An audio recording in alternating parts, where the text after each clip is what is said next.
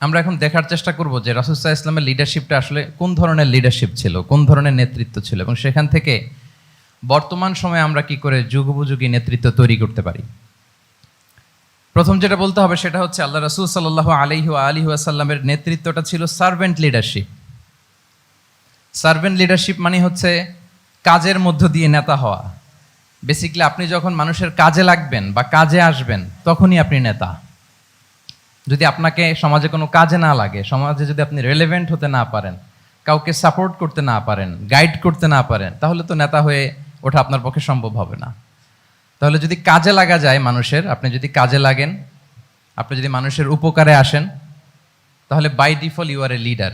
If you are society oriented, if you are people oriented, if you are service oriented, by default you are a leader. আমরা যদি আল্লাহ রাসূল সাল্লাল্লাহু আলাইহি ওয়া আলিহি ওয়াসাল্লামের জীবনের দিকে একটু খেয়াল করি, তাহলে দেখব যে নবী হওয়ার আগেও কিন্তু আল্লাহ রাসূল সাল্লাল্লাহু আলাইহি ওয়াসাল্লামের এই ক্যারেক্টারিস্টিক্সগুলো ছিল, এই ফিচারগুলো ছিল। উনি মানুষের অনেক কাজে এসেছেন, তিনি মানুষকে সাপোর্ট করতেন, বিপদে তাদের পাশে দাঁড়াতেন, তাই না? তিনি তো অফিসিয়ালি 40 বছর বয়সে নবী হলেন, যদিও আল্লাহর এলেমে তিনি অনেক আগে থেকেই নবী।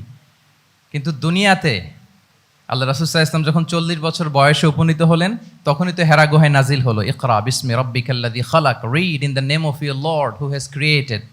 এই যে 5টা আয়াত নাজিল হলো, উনি নিয়ে আসলেন, কাঁপতে লাগলেন।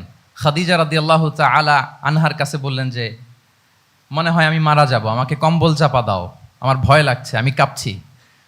তখন খাদিজা রাদিয়াল্লাহু তাআলা আনহা ওনাকে আশ্বস্ত করলেন, ওয়াল্লাহি লা ইউখজিকাল্লাহু আবাদা, আপনি ভয় পাবেন না, আল্লাহ আপনাকে অপদস্থ করবেন না। ইন্নাকা লা তাসিলুর রাহিমা ওয়া তাসদুকুল হাদিসা, নিশ্চয়ই আপনি আত্মীয়তার সম্পর্ককে বজায় রাখেন, আপনি সবসময় সত্য কথা বলেন। ওয়া তাহমিলুল কাল্লা, আপনি মানুষের বোঝা বয়ে দেন। ওয়া তাকসিবুল মা'দুমা, যার উপার্জন করার কোনো সক্ষমতা নেই তার জন্য আপনি উপার্জন করেন, তাকে আপনি ফিনান্সিয়াল সাপোর্ট করেন। ওয়া তাকরিউদ দাইফা, আপনি মেহমানকে খাওয়ান। ওয়া তুঈনু আলা নাওয়াইবিল হক, সত্য যেখানে বিপন্ন সেখানে আপনি সত্যের বীর সেনানী হয়ে দাঁড়িয়ে যান। তো এই ফিচার যাদের মধ্যে থাকে, এমন ব্যক্তিত্বকে আল্লাহ তাআলা কখনোই অপমান করতে পারেন না। আপনি চিন্তিত হবেন না, ডোন্ট ওয়ারি অ্যাবাউট ইট, কোনো ভয় নাই, কোনো চিন্তা নাই, আপনি আশ্বস্ত হন। তাহলে দেখেন, এই যে 6টা গুণের কথা খাদিজা রাদিয়াল্লাহু তাআলা আনহা বললেন, এগুলো কিন্তু রাসূল সাল্লাল্লাহু আলাইহি ওয়াসাল্লাম নবী হওয়ার আগের গুণ। অর্থাৎ 40 বছর বয়সে তিনি উপনীত হওয়ার আগেই ওনার এই অভ্যেস ছিল যে উনি অন্যের বোঝা বইয়ে দিতে হেল্প করতেন, মানুষকে সাপোর্ট করতেন। যার উপার্জন করার সুযোগ নাই, ক্ষমতা নাই, তাকে তিনি উপার্জন করে দিতেন, মানে তাকে ফিনান্সিয়ালি সাপোর্ট করতেন, মেহমান খাওয়াতেন। তার মানে নবী হওয়ার আগেই উনি জনকল্যাণমূলক কাজে নিজেকে সম্পৃক্ত রেখেছেন। মানুষকে তিনি সাপোর্ট করতেন, মানুষকে হেল্প করতেন, উনি মানুষের কাজে লাগতেন। আর যে মানুষের কাজে লাগে, মানুষের উপকারে আসে, জনকল্যাণমূলক কাজে নিজেকে সম্পৃক্ত রাখে, বাই ডিফল্ট সে নেতা, বাই ডিফল্ট সে কি নেতা হয়ে যায়। তাহলে to serve before to lead, নেতৃত্ব এটা আসলে পজিশনের সাথে সম্পৃক্ত না, ইটস অল অ্যাবাউট ইনফ্লুয়েন্স। আপনার বাবা নেতা ছিল, আপনি ছেলে, তো আপনি নেতা, এটাকে নেতৃত্ব বলে না। আপনি যদি মানুষকে প্রভাবিত করবার ক্ষমতা হাসিল করেন, মানুষের কাজে আসেন, আপনাকে যদি সমাজে কাজে লাগে, আপনি মানুষকে সাপোর্ট করেন, তখন আপনি নেতা হয়ে ওঠেন। তাহলে রাসূল সাল্লাল্লাহু আলাইহি ওয়াসাল্লামের লিডারশিপটা যদি বুঝতে হয়, প্রথম কথা হচ্ছে ওনার লিডারশিপের প্যাটার্নটা ছিল সার্ভেন্ট লিডারশিপ, মানে সার্ভিস দেওয়ার মধ্য দিয়ে উনি নেতা বনে গেছেন। নবী হওয়ার আগেই ওনার মধ্যে এই ট্রেড ছিল, উনি মানুষকে সার্ভিস দিতেন। আরবিতেও একটা কথা আছে, সাইয়্যিদুল কওমি খাদিমুহুম, মানে যিনি সমাজের নেতা তিনি হবে সমাজের সবচেয়ে বড় খাদেম। যিনি নেতা হবেন তিনি সমাজের সবচেয়ে বড় কি হবেন? খাদেম হবেন। তাহলে রাসূলুল্লাহ সাল্লাল্লাহু আলাইহি ওয়া আলিহি ওয়াসাল্লামের লিডারশিপটা ছিল সার্ভেন্ট লিডারশিপ। আমি টোটাল, যদি সময় আমাকে পারমিট করে, বসার যে সিটিং ক্যাপাসিটি তার চেয়ে শ্রোতা মাশাআল্লাহ অনেক বেশি, সাফোকেটিংও হচ্ছে। যদি আপনারা অধৈর্য না হয়ে যান, মোট 12টা পয়েন্ট আলোচনা করবার চেষ্টা করবো ইনশাআল্লাহ বিইذনিল্লাহ। তাহলে প্রথম পয়েন্টটা হচ্ছে, আমি আবার মাঝে মাঝে একটু জিজ্ঞেস করব, দেখবো যে আছেন কিনা আমার সাথে। প্রথম পয়েন্টটা হচ্ছে, প্রথম পয়েন্টটা কি? এই তো বলতে পারছে একজন, সবাই বলি প্রথম পয়েন্টটা কি? সার্ভেন্ট লিডারশিপ, মানে to serve before to lead. নেতা হওয়ার আগে খাদেম হইতে হবে। কি হইতে হবে? খাদেম হইতে পারলে আপনি বাই ডিফল্ট কি নেতা। তাহলে আল্লাহ রাসূল সাল্লাল্লাহু আলাইহি ওয়া আলিহি ওয়াসাল্লামের নেতৃত্বের প্রথম কথা হচ্ছে ওনার লিডারশিপ প্যাটার্নটা ছিল সার্ভেন্ট লিডারশিপ। এটা হচ্ছে নাম্বার 1। 2 নাম্বার কথা হচ্ছে নেতৃত্বের জন্য যেটা লাগে সেটা হচ্ছে কম্পিটেন্স। কিছু কম্পিটেন্স লাগে, এর মধ্যে অন্যতম কম্পিটেন্স হচ্ছে অ্যালোকুয়েন্স, বাগ্মিতা, বক্তব্যের পারঙ্গমতা।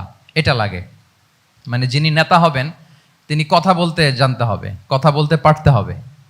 এবার বলেন তো আল্লাহ রাসূল সাল্লাল্লাহু আলাইহি ওয়াসাল্লামের এই কোয়ালিটিটা ছিল কি ছিল না?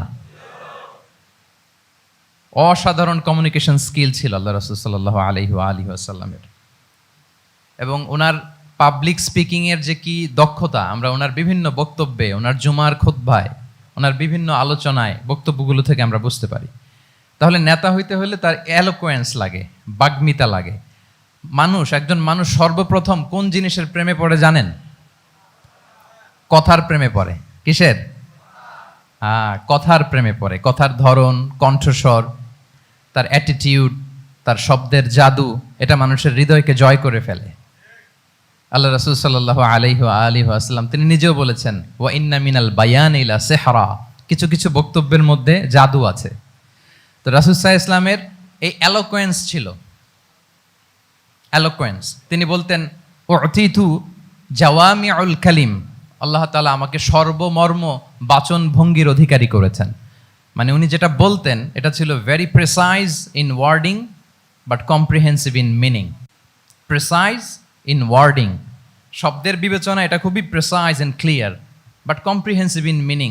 এটার যে দোতনা, এটার যে appeal to the heart of the people, to the heart of the listener, এটা অসাধারণ, মানুষের হৃদয়কে জয় করে ফেলতো। আল্লাহু আকবার। তাহলে নেতা হইতে হইলে তার কমিউনিকেশন স্কিল লাগবে, কি বলেন? লাগবে? এখন নেতা আসছে, উনি বক্তব্য করতে পারতেছে না, তাহলে কি নেতা হইতে পারবে?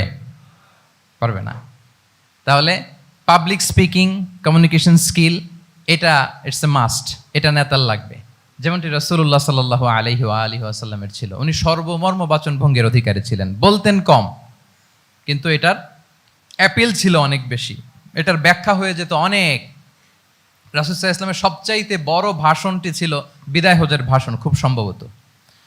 ওই ভাষণের টেক্সটগুলোকে যদি একসাথে করা হয়, আমার মনে হয় 10 মিনিটের বেশি লাগবে না ওই টেক্সটগুলো পড়তে। তার মানে সবচাইতে বড় যে ভাষণ ওনার, ওটা কত ছিল? 10 থেকে 12 মিনিটের ভাষণ ছিল।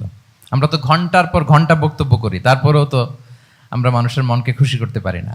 উনি সেই যে 1400 বছর আগে 10 মিনিটের একটা ছোট্ট ভাষণ দিলেন, গোটা বিশ্ব আজও হাবুডুবু খায় ওই ভাষণের ভেতর, ঠিক কিনা বলেন?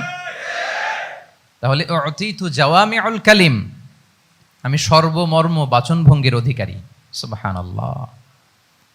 Very precise and clear. কতটা প্রেসাইজ এন্ড ক্লিয়ার ছিল রাসূল সাল্লাল্লাহু আলাইহি ওয়াসাল্লামের বক্তব্য? আম্মা জান আয়েশা রাদিয়াল্লাহু তাআলা আনহা বলেন, লাউ আদ্দাহুল আদ্দু লা আহসাহু, তিনি যখন বক্তব্য করতেন, কেউ যদি চাইতো যে দেখি কয়টা শব্দ বললেন বক্তব্যে, কয়টা বাক্য বললেন, চাইলে মুহূর্তে গুনে ফেলা যেত সেটা। এত প্রেসাইজ এন্ড ক্লিয়ার বক্তব্য ছিল যে তিনি কয়টা বাক্য ব্যবহার করেছেন, কয়টা শব্দ ইউজ করেছেন এই বক্তব্যে, চাইলে যে কেউ গুনে ফেলতে পারত। এবং তিনি খুবই শুদ্ধ আরবিতে কথা বলতেন, আফসাহুল লিসান ছিলেন। বিশুদ্ধ ভাষায় কথা বলতে পারা এটা অনেক জরুরি। রাসূল সাল্লাল্লাহু আলাইহি ওয়াসাল্লাম অত্যন্ত বিশুদ্ধ আরবিতে কথা বলতেন। এবং বিশুদ্ধ আরবি জানাটা বা বিশুদ্ধ ভাষাটা এত জরুরি যে আল্লাহ তাআলা তার প্রিয় হাবিবকে এই বিশুদ্ধ ভাষা শেখানোর জন্য মায়ের বুকের দুধ খাওয়া থেকে বঞ্চিত রেখেছিলেন। আই রিপিট, আমি আবারও বলছি,